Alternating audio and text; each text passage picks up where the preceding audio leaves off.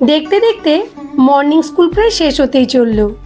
সামনের উইক থেকে day school শুরু হয়ে যাবে। মর্নিং স্কুলে ঘুম থেকে উঠতে একটু কষ্ট হলেও মনে হয় যেন সারা দিনটা অনেকটা টাইম বাড়িতে থাকতে পারলাম আর অনেক কাজ সারা যায়।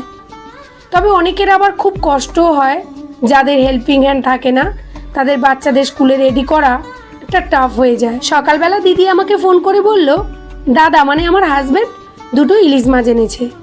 আমি তখন দিদিকে বললাম, মাছ দুটোকে ভালো করে কেটে রেখে দাও আর তেলগুলোকে ধুয়ে রেখে দাও, আমি গিয়ে চচ্চড়ি রান্না করব। আর জানো তো, যে কোনো মাছের তেলের ভাজা খেতে আমার ভীষণ ভালো লাগে, আর ইলিশ মাছের তেলের ভাজা তো অসাধারণ লাগে। তাছাড়া ইলিশ মাছের তেল দিয়ে আমি এই সবজিটা খেতে ভীষণই ভালোবাসি। শুধু আমি নয়, আমার বাড়ির প্রত্যেকেই।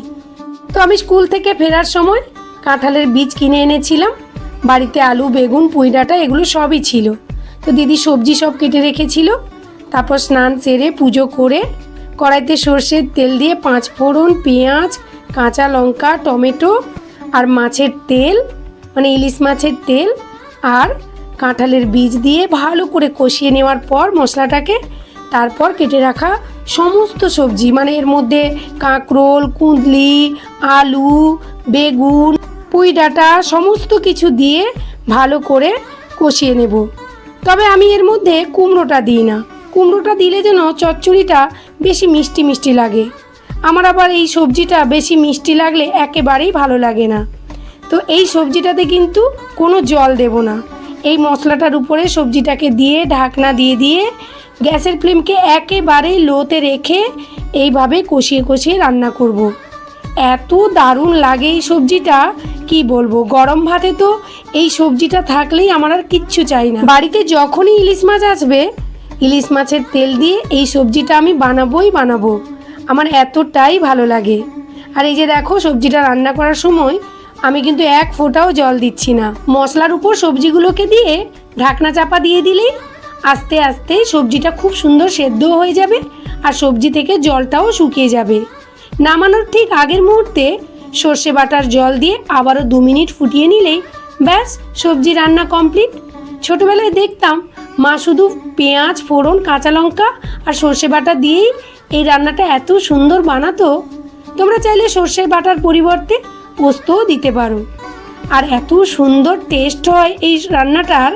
যখন তুমি রান্না করবে তখন গন্ধে যেন তোমার খাওয়া অর্ধেক হয়ে যাবে। তো গরম ভাতে কিন্তু এরকম একটা সবজি থাকলে আর কিছু চাই না।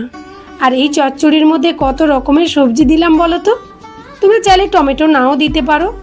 তো একটু সময় নিয়ে রান্না করবে। যদি কোনো দিন এইভাবে কাঁঠালের বীজ আর ইলিশ মাছের তেল দিয়ে রান্না না করে থাকো, একবার করে খেয়ে বলবে। তখন বাড়িতে ইলিশ মাছ এলেই তেলটা আগে থেকে সরিয়ে নিয়ে এই রকম একটা চচ্চড়ি বানিয়ে খেতে ইচ্ছে করবে। তো আমি কিন্তু সঙ্গে নিয়েছি চিংড়ি মাছের বড়া, মানে চিংড়ি মাছকে বেটে বড়া বানিয়েছি, আর সঙ্গে এই সবজি আর পার্শে মাছের একেবারে পাতলা ঝোল। তো কেমন লাগলো আমার আজকের এই রেসিপিটি? তো ভিডিওটি সেভ করতে ভুলো না কিন্তু। আজকে তবে এখানেই থাক, দেখা হচ্ছে নেক্সট ভিডিওতে। সবাই ভালো থেকো, সুস্থ থেকো, টাটা।